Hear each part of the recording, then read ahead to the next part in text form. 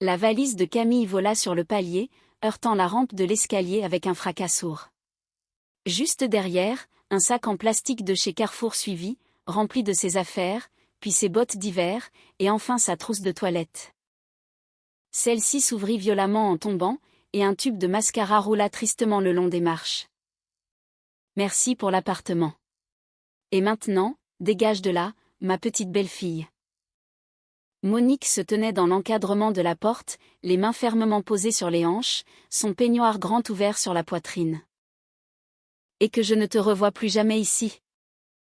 Camille se tenait là, pieds nus, vêtue d'un simple pantalon d'intérieur et d'un t-shirt détendu. Monique, attendez, laissez-moi au moins mettre mes chaussures. Tu te chausseras sur le palier. Tu n'avais qu'à pas faire ta maligne. La porte claqua, et le verrou tourna. Puis un second cliquetis retentit. Camille s'accroupit lentement, juste à côté de sa valise. Ses mains tremblaient. Elle ne comprenait absolument pas ce qui venait de se passer au cours des 15 dernières minutes. Le matin même, Nicolas et elle prenaient leur café dans la cuisine, tranquillement. Ils souriaient, disant qu'ils iraient au cinéma ce soir-là. Et puis, sa mère était arrivée, avec ses clés, un sac et un agent immobilier. À travers la porte, une voix d'homme se fit entendre. Madame, la disposition des pièces est excellente, les toilettes sont séparées, mais il faudrait accélérer la signature avant que le marché immobilier ne baisse. Camille colla son oreille contre la porte. Mais oui, Corentin, on va signer, ne vous inquiétez pas. Nicolas signera, de toute façon, quel autre choix a-t-il ? La belle-mère laissa échapper un petit rire narquois. Celle-là, c'est terminé, elle a fini de jouer. Camille se redressa lentement. Dans sa tête, tout devint soudainement calme et glacial. Elle enfila ses bottes sur ses pieds nus, ramassa son mascara, son rouge à lèvres, son chargeur, et referma sa valise. C'est à cet instant précis qu'elle réalisa une chose, sa belle-mère avait jeté la valise, mais pas son manteau. Le manteau était resté de l'autre côté de la porte, accroché à la patère. Camille frappa à la porte. « Monique, rendez-moi au moins mon manteau. Il fait 5 degrés dehors. » Un silence de mort. Puis, une voix sèche lui répondit. « Tu t'en passeras. » Camille donna un nouveau coup de poing contre le battant. Derrière la porte, des bruits de pas résonnèrent. Le verrou tourna. La porte s'entr'ouvrit à peine, juste de la largeur d'une main. Par cette fente, une veste bleu marine, la veste de Nicolas, vola et atterrit en plein visage de Camille. La porte se referma instantanément. « Contente-toi de ça » hurla sa belle-mère de l'intérieur. Camille ramassa la veste par terre. C'était une veste d'homme, trop grande, la préférée de Nicolas. Celle qu'il portait tous les jours pour aller au travail. Elle sentait encore son eau de Cologne. Elle l'enfila par-dessus son t-shirt, les manches dépassant largement de ses mains. Elle sortit son téléphone. La batterie affichait 12%. Sur l'écran, le voyant rouge du dictaphone clignotait encore. Camille le fixa une seconde, appuya sur arrêt, enregistra le fichier, et le renomma « Matin ». Elle glissa le téléphone dans sa poche. Ce n'était pas le moment d'y penser. Elle composa le numéro de Nicolas. Ça sonnait. Encore une fois. Ça sonnait toujours. Puis, il rejeta l'appel. « Ah, espèce de » murmura Camille en se mordant la lèvre. « Quel lâche, ce Nicolas !» La porte de la voisine d'en face s'entr'ouvrit prudemment. Une femme d'une 60aine d'années passa la tête, des lunettes sur le nez, tenant un petit chien sous le bras. C'était Madame Martin, la voisine typique, celle qui disait toujours bonjour la première, mais qui, invariablement, colportait dans tout l'immeuble la moindre rumeur qu'elle arrivait à capter. « Ma petite Camille, mon enfant, que se passe-t-il chez vous ?» Monique hurle comme si on l'égorgeait. « Tout va à merveille, Madame Martin, » répondit Camille, en replaçant une mèche de ses cheveux. « Nous avons juste commencé des travaux de rénovation. » « Des travaux ?» La voisine plissa les yeux, incrédule. « Et pourquoi ta valise est-elle sur le palier, alors ?» « Je l'emmène au pressing. Camille attrapa sa valise, tourna les talons, et se dirigea vers l'ascenseur. Elle sentait le regard insistant de la voisine peser lourdement sur son dos. Dehors, une fine bruine tombait. Camille resta debout devant l'entrée de l'immeuble, les doigts crispés sur la poignée de sa valise. Avenue de la République, numéro 12. Sa résidence, son entrée, son appartement. L'appartement de sa grand-mère. Il y a 6 mois à peine, elle avait cédé sa part à Nicolas. Ma chérie, voyons, nous sommes une famille. Pourquoi s'encombrer de parts et de paperasses? Maman dit que comme ça, on paiera moins d'impôts. Maman dit. Maman dit toujours tout. Camille sortit son téléphone et appela Chloé. Chloé, est-ce que je peux passer la nuit chez toi? Camille, mais qu'est-ce que tu racontes? Que s'est-il passé? Je t'expliquerai plus tard. J'arrive. Le bus municipal tressautait sur les nids de poules. Camille était assise près de la fenêtre, sa valise coincée entre ses jambes, le téléphone serré dans ses mains. Nicolas finit enfin par rappeler. Camille, t'es où? Maman m'a dit que tu as fait un scandale, et que tu es partie. Un scandale. Camille faillit éclater de rire.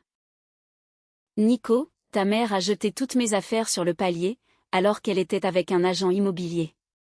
Tu es au courant de ça? Le silence au bout du fil fut beaucoup trop long. Camille, écoute, on en avait parlé, il faut vendre cet appartement. Maman a trouvé une super affaire en banlieue parisienne. Il y en aura assez pour nous, et pour elle aussi. Nous n'avons jamais parlé de ça, Nicolas. C'est vous, ensemble, qui en avez parlé dans mon dos. Camille, s'il te plaît, ne commence pas. C'est toi-même qui m'as cédé tes parts. Je les ai cédées parce que tu m'avais juré que ce n'était qu'une simple formalité. Bon, eh bien, ne fais pas toute une histoire. Viens chez maman, fais-lui des excuses, et tout rentrera dans l'ordre. Camille raccrocha, sans prononcer un mot de plus. À côté d'elle, une vieille dame avec un filet de course la regarda de travers. Votre mari vous trompe, c'est ça? Pire encore, répondit Camille, la voix amère. C'est ma belle-mère. Le téléphone vibra de nouveau. Sa belle-mère. Camille fixa l'écran, sans décrocher, et rejeta l'appel. Une seconde plus tard, un autre appel. Elle rejeta encore. Un SMS arriva, décroche, petite peste, ou ça va mal finir pour toi. Camille lut le message, soupira, et rangea le téléphone dans sa poche. Le bus s'arrêta à un feu rouge. Le chauffeur alluma la radio, laissant échapper une vieille chanson pop des années 2000. La vieille dame au filet sortit une clémentine de sa poche, et commença à l'éplucher directement sur son siège. Une odeur d'enfance et de Noël envahit l'air, une douceur à laquelle Camille n'aurait certainement pas droit aujourd'hui. Chloé ouvrit la porte, vêtue d'un peignoir, une serviette enroulée sur la tête. En voyant l'expression sur le visage de Camille, elle l'attira à l'intérieur sans poser la moindre question. Elle laissa la valise dans le couloir. Hugo finit le travail à 21h. Assieds-toi, je vais mettre de l'eau à chauffer. Et donne-moi ton téléphone, je vais le brancher. Il doit être presque à plat. Camille lui tendit l'appareil en silence. Chloé le brancha sur une prise de la cuisine. Camille prit place à table, et c'est seulement à cet instant qu'elle réalisa qu'elle tremblait. Non pas de froid, mais d'un frisson intérieur, profond, qui remontait directement de son ventre. Chloé, elle m'a mise à la porte avec un agent immobilier, tu te rends compte? Elle avait tout planifié à l'avance, elle a même amené un acheteur. Et Nicolas savait. Il le savait. Chloé reposa sa tasse avec un bruit sec. Il m'a dit, ne fais pas d'histoire. Quel enfoiré. Chloé s'assit face à elle, le visage grave. Camille, tu es sérieuse, là? C'est ton appartement, celui de ta grand-mère. C'est toi qui en as hérité. J'ai signé les papiers pour lui céder ma part il y a 6 mois. C'est lui qui m'a convaincue. Chloé se cacha le visage dans les mains.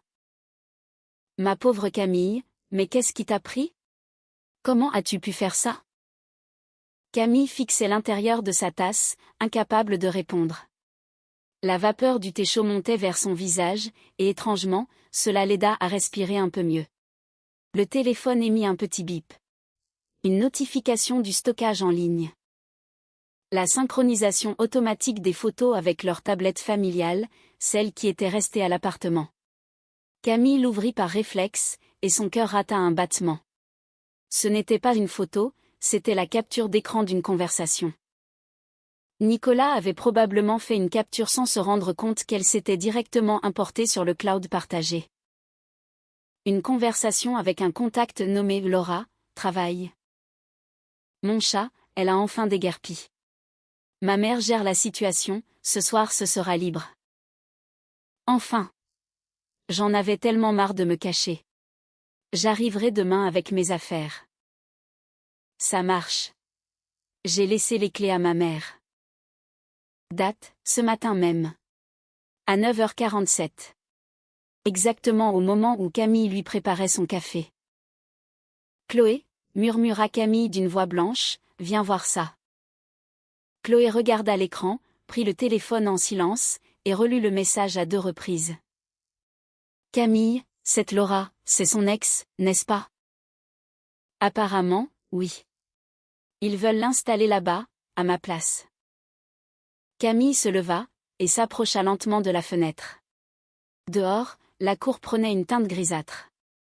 Elle regardait les balançoires mouillés, une vieille dame avec un sac Monoprix. Un jeudi tout à fait ordinaire. Chloé, j'ai besoin de fumer, même si je ne fume jamais. Il y a les cigarettes d'Hugo sur le balcon.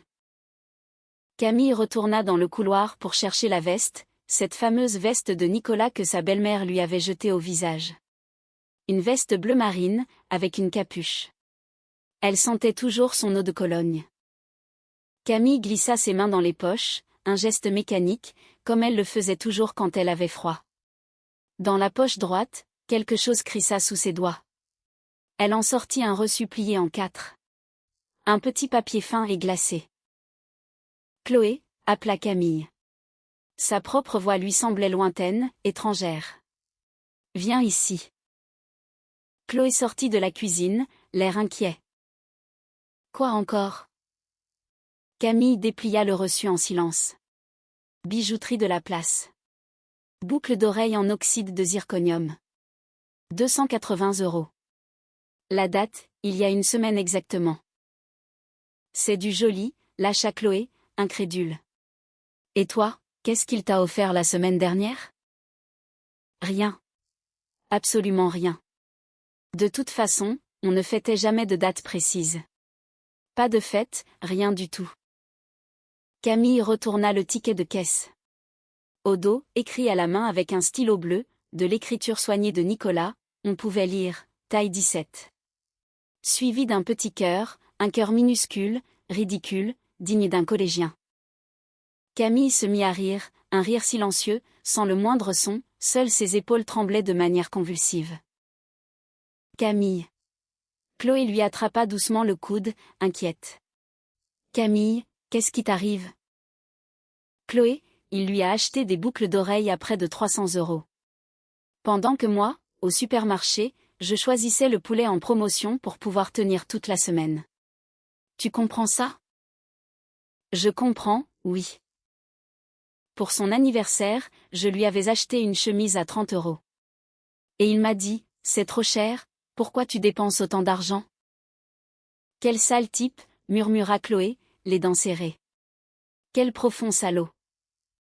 Camille posa le reçu sur la table, juste à côté du téléphone affichant la capture d'écran. 2 preuves accablantes, 2 coups de poignard reçus en moins de 15 minutes. Le téléphone se mit à sonner. L'écran affichait « Nicolas ». Camille activa le haut-parleur. Camille, bon, tu es où, à la fin? Ma mère dit que tu es devenue folle. Écoute, tu lui fais tes excuses, et je passe te chercher, d'accord? Nico, dis-moi, tu as offert à Laura des boucles d'oreilles à 280 € la semaine dernière? Un silence de plomb s'installa. Quoi? En oxyde de zirconium. Taille 17. avec un petit cœur dessiné sur le reçu. Le silence devint insoutenable. Camille, ce n'est pas ce que tu... Nico. Vous me sortez tous exactement la même phrase aujourd'hui. Ta mère d'abord, et maintenant toi. Ce n'est pas ce que tu penses. Alors, c'est quoi, dis-moi? Explique-moi, Nico. Explique-moi très lentement, comme si j'étais une enfant. Camille, c'était un cadeau de ma mère. Elle m'a juste demandé de passer le récupérer à la boutique pour Laura. Pour son amie à elle. Ah oui. Ta mère a une amie qui s'appelle Laura, la même Laura à qui tu as écrit ce matin à 9h47, j'ai laissé les clés à ma mère? Le téléphone se tut. Nicolas venait de raccrocher. Chloé lâcha un petit sifflement admiratif. Camille, ils ont monté ce coup à deux. La mère et le fils. Ils t'ont embrouillé pour récupérer tes parts, ils ont couvert la menthe, et maintenant ils préparent l'appartement pour le vendre. C'est un complot bien rodé. J'ai compris, Chloé. J'ai tout compris. Le téléphone sonna à nouveau. Cette fois-ci, c'était Monique, la belle-mère. Camille regarda l'écran, mais ne répondit pas. Une seconde plus tard, un message vocal arriva. Camille l'ouvrit. Écoute-moi bien, petit effronté. Tu vas revenir immédiatement, signer une renonciation à tout droit sur cet appartement, et tu vas partir sans faire de bruit. Sinon, j'appelle ta boîte et je leur raconte qui tu es vraiment. Je connais très bien ta patronne, Sylvie, tu as oublié? Un seul mot de ma part, et tu ne vendras plus jamais une seule fleur de ta vie dans cette boutique. Réfléchis bien. Camille mit le message en pause. Chloé, elle me fait du chantage avec mon boulot. Ma patronne est une de ses connaissances. Bon sang, j'avais complètement oublié ce détail. Et alors? Au diable ce travail. Chloé bondit de sa chaise. Camille, tu penses vraiment que vendre des fleurs, c'est ta priorité aujourd'hui? Non. Mais je sais qu'elle va appeler. Elle met toujours ses menaces à exécution. Le téléphone émit un nouveau bip. Un SMS cette fois, je te donne 40 minutes, après j'appelle Sylvie. Camille regarda Chloé, baissa les yeux vers le ticket de caisse, puis vers la capture d'écran. Chloé, j'ai quelque chose. Une chose que j'avais presque oubliée. De quoi parles-tu? Juste avant sa mort, ma grand-mère m'a confié une enveloppe chez le notaire. Elle m'avait dit, Camille, ma chérie, si un jour on te met au pied du mur, tu l'ouvriras. En attendant, laisse-la là-bas. Je pensais que c'était juste un double de son testament, je n'y ai jamais touché. Chloé se redressa brusquement. Et qui est ce notaire? Maître Valérie Tessier, dans le quartier nord. Tu te souviens de l'adresse? Oui, très bien. Alors qu'est-ce que tu attends? Camille regarda sa meilleure amie, puis son téléphone affichant les preuves de la trahison, et enfin sa valise abandonnée dans le couloir. Chloé, prête-moi des chaussures décentes. Avec ses bottes, j'ai l'air d'une sans-abri. Chloé partit en silence lui chercher une paire de baskets. L'étude du notaire se trouvait au rez-de-chaussée d'un vieil immeuble des années 60. De vieilles armoires remplissaient la pièce, qui sentait légèrement les médicaments pour le cœur. Maître Tessier leva les yeux de son écran d'ordinateur. C'était une femme d'une 60aine d'années, avec une coupe courte et un regard vif et attentif.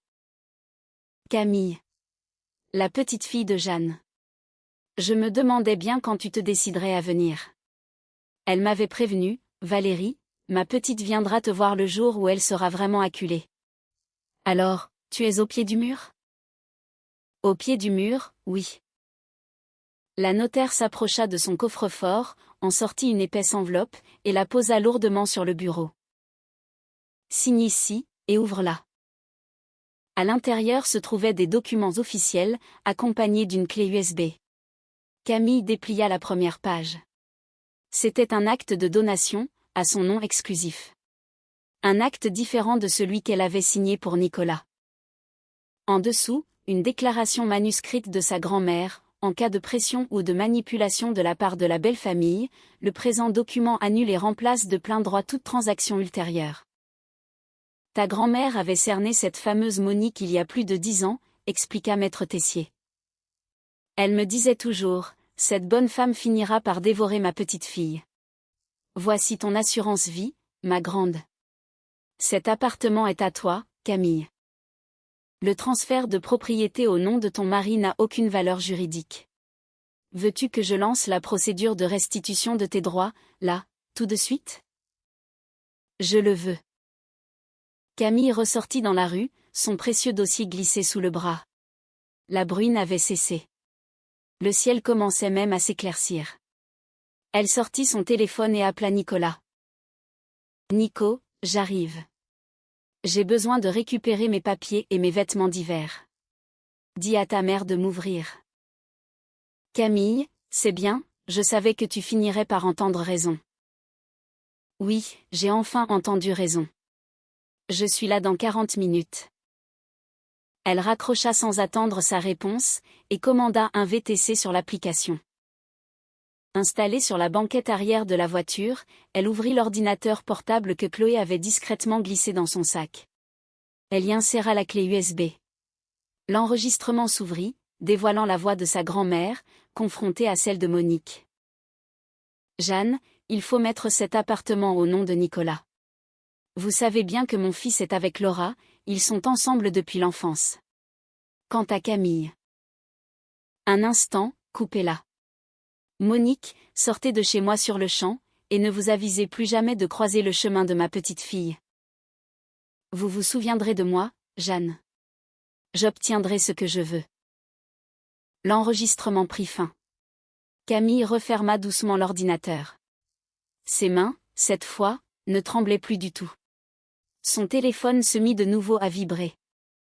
L'écran affichait « Sylvie, la patronne ». Le sang de Camille se figea une seconde. Sa belle-mère avait donc déjà appelé, elle n'avait pas perdu de temps. Camille, c'est Sylvie. La voix de sa patronne était tendue, vibrante comme une corde de guitare.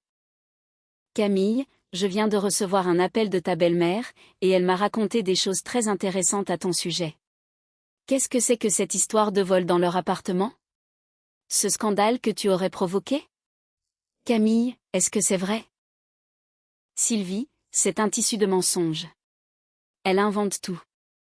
Je traverse une situation familiale extrêmement compliquée en ce moment. Je vous expliquerai tout en détail plus tard. Camille, je t'apprécie beaucoup, mais il en va de la réputation de notre boutique.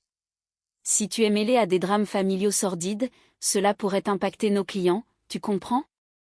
Je ne peux prendre aucun risque. Sylvie, je vous en prie, donnez-moi juste un jour. Un seul jour.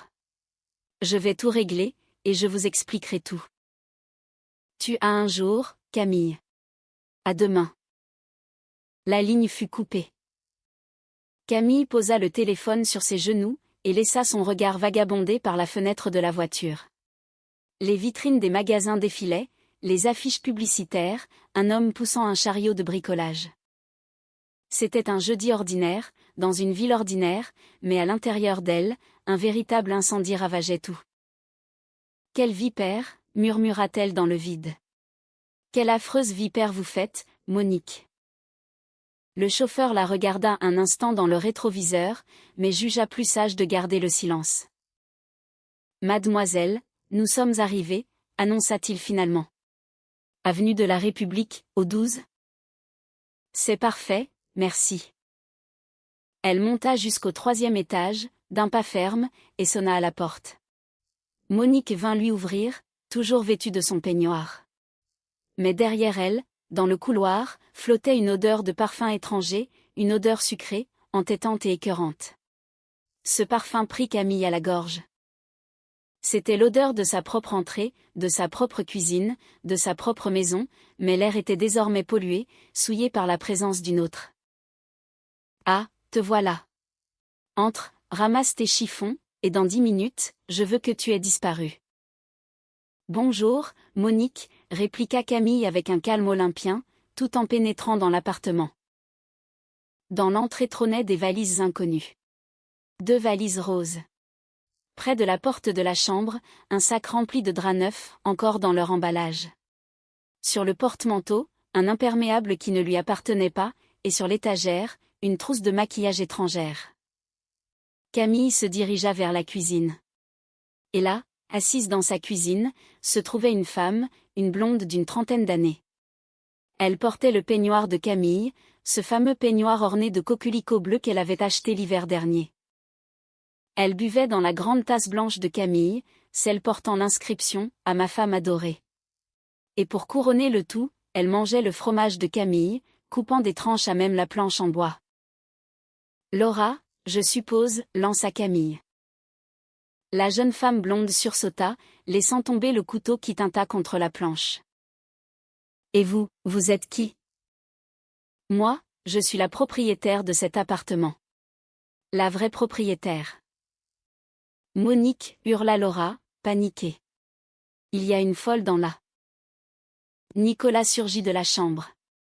Il vit Camille, il vit Laura, puis il vit sa mère accourir, et resta planté au milieu du couloir, l'air parfaitement stupide. Il tenait un tournevis à la main, il devait sans doute être en train de bricoler quelque chose. Peut-être qu'il installait une nouvelle tringle à rideaux pour sa chère Laura ? Camille, écoute. Tu as mal compris la situation.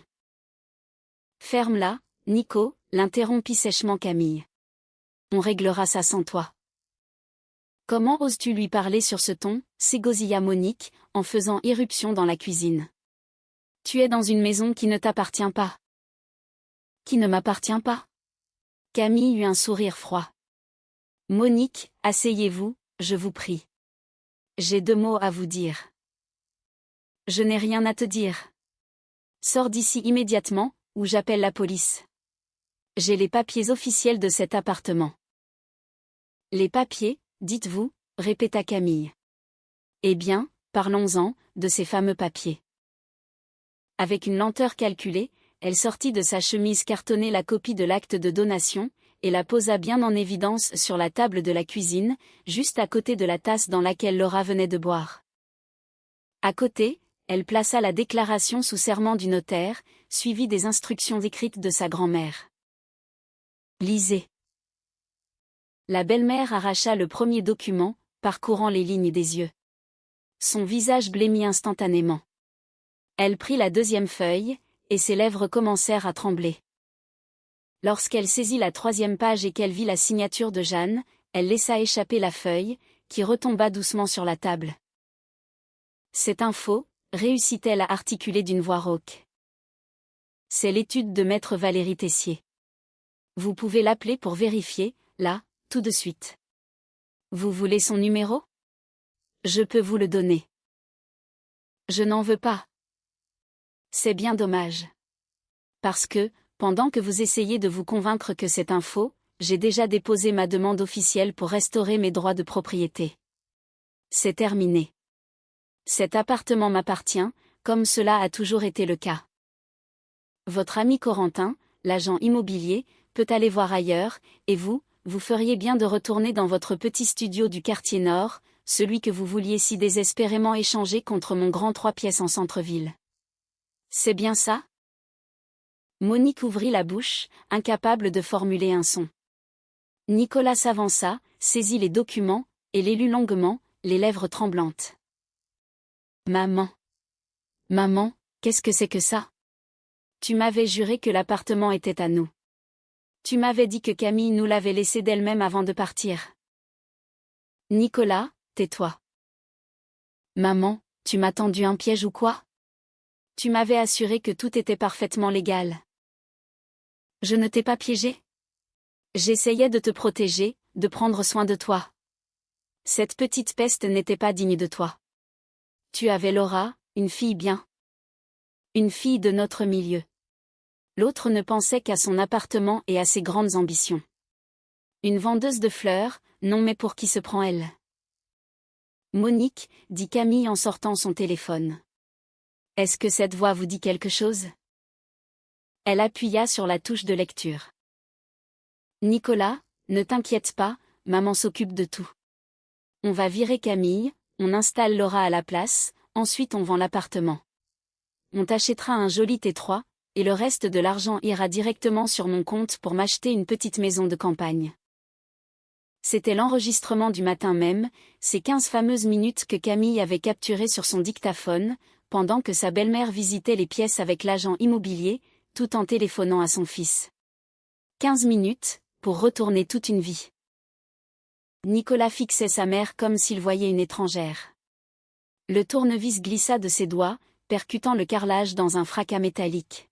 « Maman, tu avais l'intention de me voler ? » « Nicolas, je t'assure que ce n'est pas ce que tu penses. » « C'est pourtant exactement ce qu'il pense, » rétorqua Camille.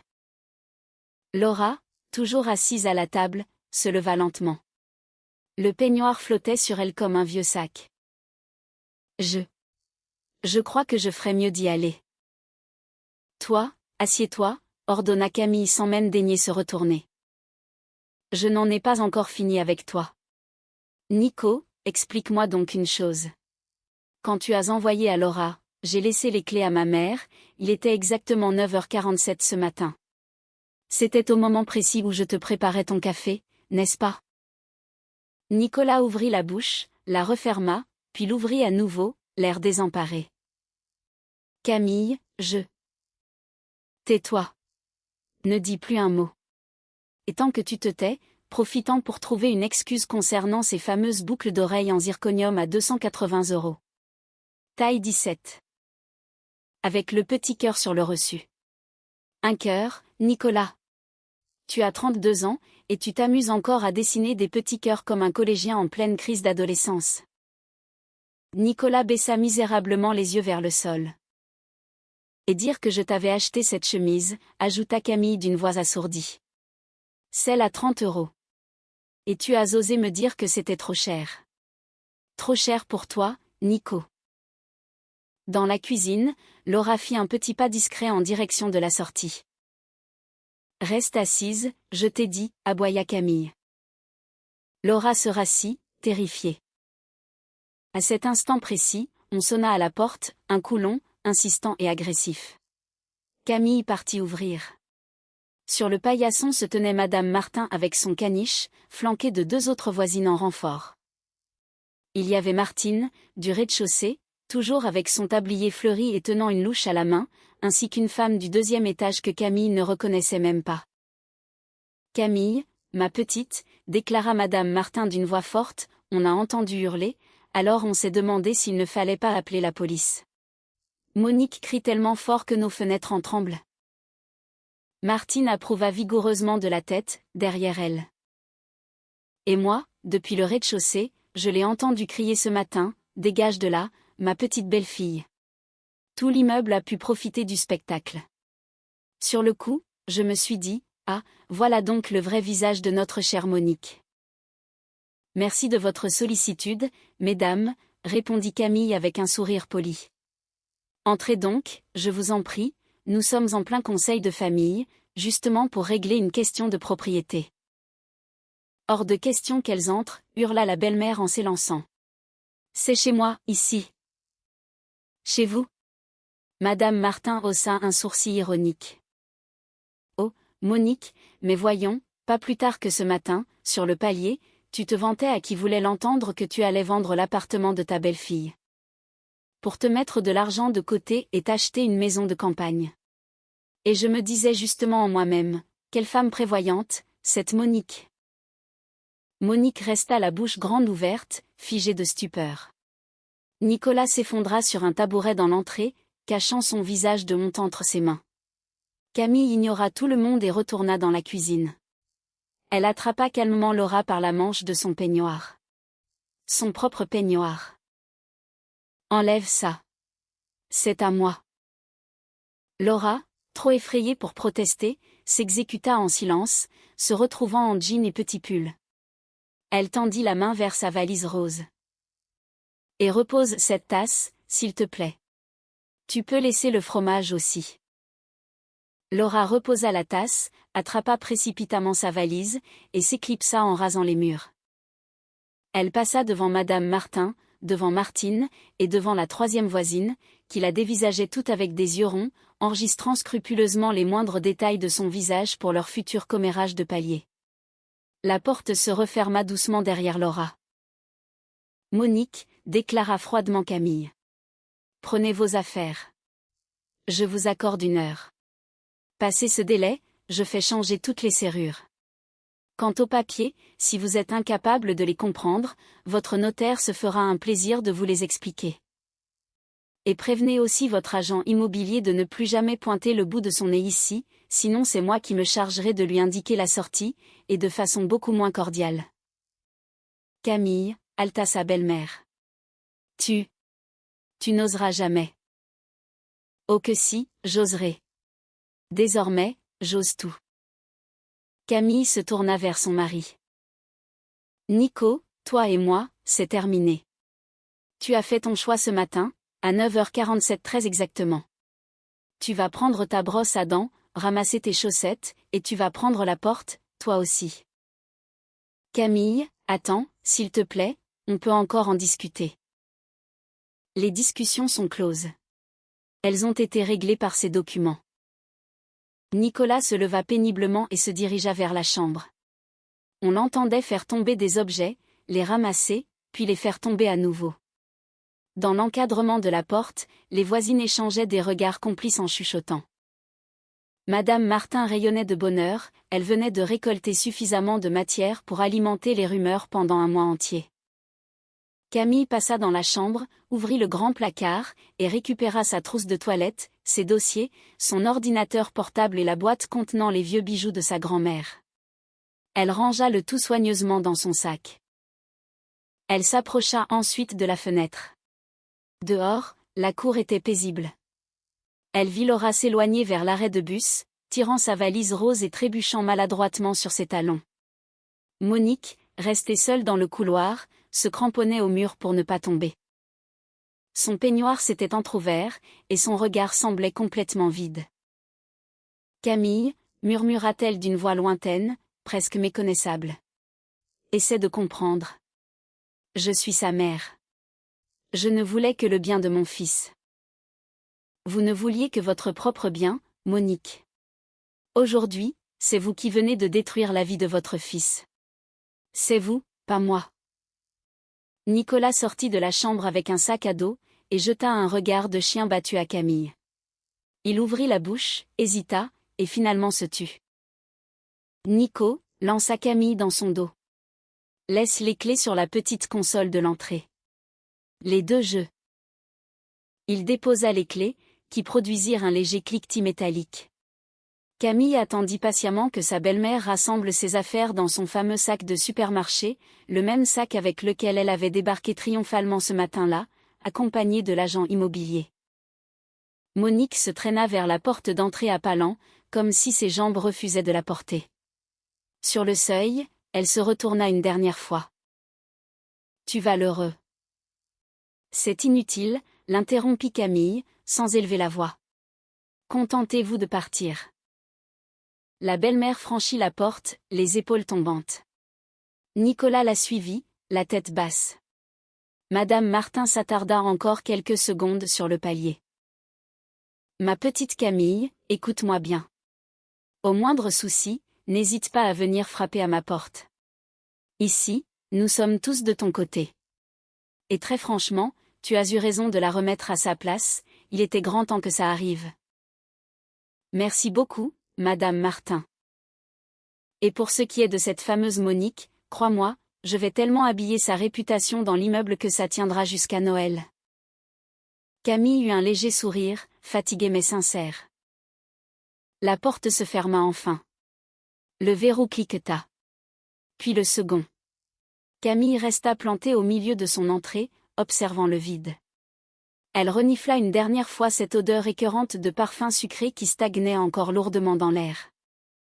Elle ouvrit la fenêtre en grand pour aérer, alla dans la cuisine, et nettoya soigneusement la tasse de Laura, puis la sienne. Elle jeta les restes de fromage à la poubelle, s'assit lourdement sur un tabouret, prit son téléphone et composa le numéro de sa meilleure amie. « Chloé, je suis rentrée à la maison. » « Comment ça, à la maison ? » « Eh bien, chez moi. Dans mon appartement. Viens me rejoindre si tu veux, je vais préparer le thé. Camille posa lentement son téléphone sur la table. Dehors, la pluie s'était définitivement arrêtée. Sur l'avenue de la République, une voiture verte passait en klaxonnant joyeusement. Dans la cour, la vieille dame avec son sac de course appelait son chat. Camille était là, assise dans sa propre cuisine, dans son propre appartement. Et pour la première fois depuis si longs mois, elle respirait enfin librement, profondément et paisiblement.